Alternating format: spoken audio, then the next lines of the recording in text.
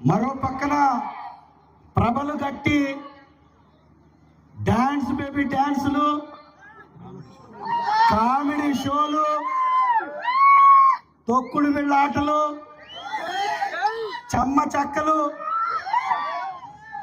ఇంకా పెద్ద పెద్ద చాలా చెప్పిన వారికి పాపం అష్టాచమ్మడు అంట.